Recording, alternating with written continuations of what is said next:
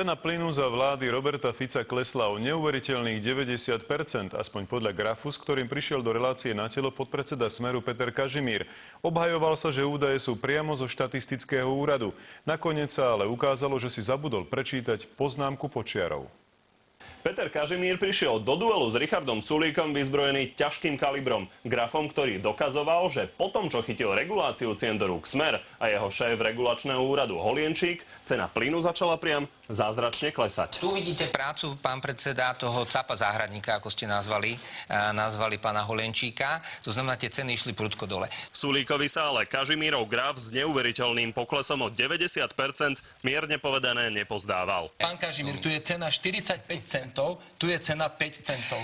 Vy tvrdíte, že priemerná cena plynu za jeden... Jednotková. Áno, išla zo 45 centov na 5 centov. Zo 45 na 5? Samozrejme, že áno. Zo 45 na 5? 45 na 5? Zo 45 na 5, zo 45 na 5. No však dobre, však on sa odvoláva na štatistický úrad, možno je to tak. Sa od hanby nečervenáte. Richard Sulík po chvíli pátrania napokon zistil, ako neuveriteľný graf vznikol. V roku 2008 sa nám totiž účty za plyn zmenili. Do konca roku 2007 sa jednotková cena za plyn udávala v metroch kubických a potom už od januára 2008 v kilowatt-hodinách, čo je asi desatina. Cena plynu tak akoby zázračne klesla. V skutočnosti sa ale zmenila jednotka, za ktorú platíme. Peter Kažimír ale napriek tomu ešte včera trval na svojom a obhajoval sa tým, že údaje čerpal z oficiálnej stránky štatistikov. Sú to informácie, ktoré sú zo štatistického úradu.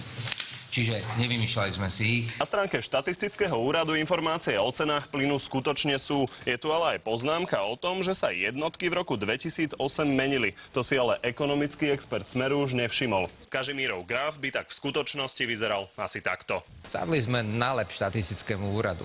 Mrzí ma to, nebol v tom rozhodne žiadny zlý úmysel. Michal Kovačič, televízia Markíza.